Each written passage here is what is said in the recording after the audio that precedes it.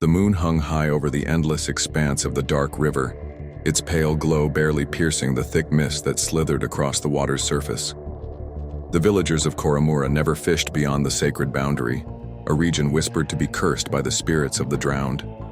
But that night, desperation forced a man to defy the old warnings.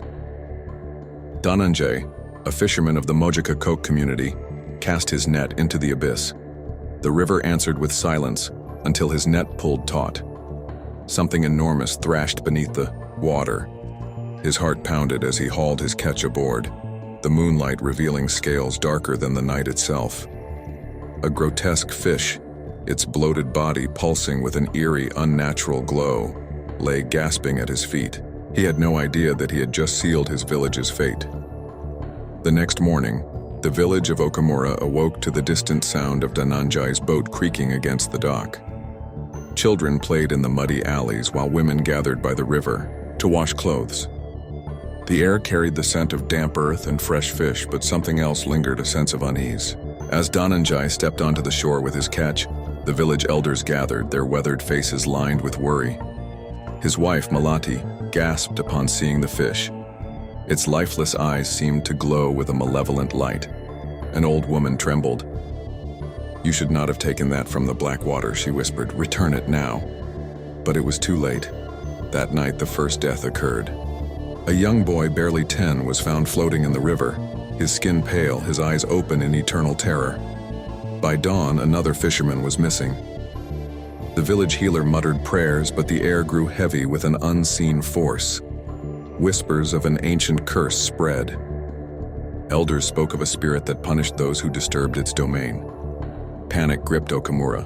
The villagers demanded Dananjay return the fish to where it came from. But the cursed waters were no longer willing to let them go so easily. That night, Dananjay awoke to the sound of dripping water inside his hut. He turned to Malate, but she was still asleep. The sound grew louder. His breath hitched as he looked toward the doorway where a figure stood. It was the boy who had drowned.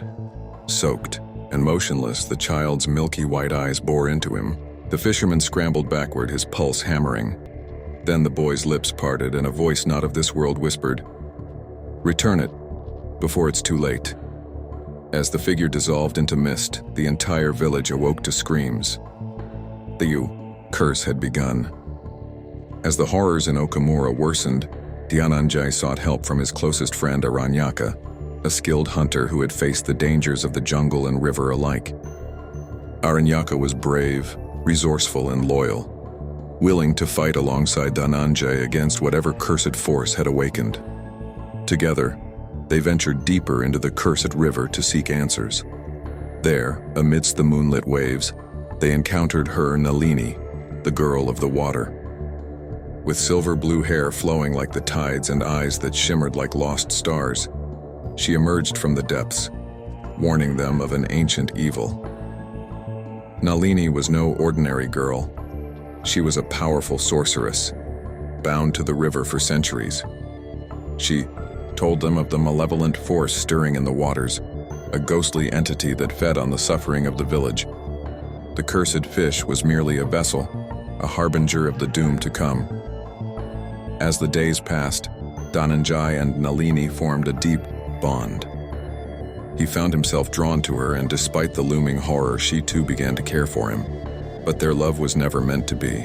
As Dananjay and Aranyaka fought to save their village, Nalini revealed an ancient secret. Dananjay was chosen by the river itself.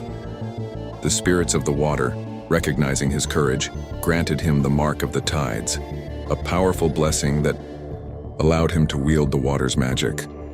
His body pulsed with newfound strength and his senses sharpened, connecting him to the river's energy. With his newfound abilities, Dananjay could now control the currents, summon protective water barriers, and even glimpse the memories of the spirits who once dwelled in the depths. He trained under Nalini's guidance, preparing for the final battle against the dark sorcerer who had cursed the Blackwater. The true villain revealed himself, a dark sorcerer who had long sought to control the Blackwater's power. He had sealed the spirits within the depths and cursed those who dared interfere. To break the curse, Dananjay, Aranyaka, and Nalini had to defeat him. The final confrontation was brutal. Dhananjay, now armed with the magic of the river, fought fiercely, wielding water like a blade against the sorcerer's dark arts. Aranyaka, skilled in combat, defended his friend from the sorcerer's summoned horrors, his arrows striking true. Nalini fought beside them, her own magic clashing against the dark forces. But in the end, the villain struck a fatal blow. Nalini gasped as the life drained from her body, her magic fading into the water. Dhananjay held her as the river whispered around them. Tears mixed with the cursed waters as she touched his face, a sad smile on her lips. "Live and remember me." Then she was gone. The spirits, now free, turned their wrath upon the sorcerer. He was dragged screaming into the abyss, but the curse did not end.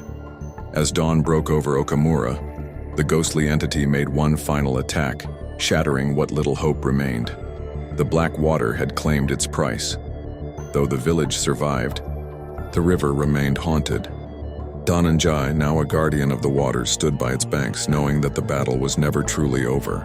The black water whispered to him still, and in its depths, Nalini's presence lingered, a memory, a warning, and a love lost to the tides. Aranyaka stood beside him, a silent reminder that as long as they lived, they would protect their home from whatever darkness lurked beneath the waters.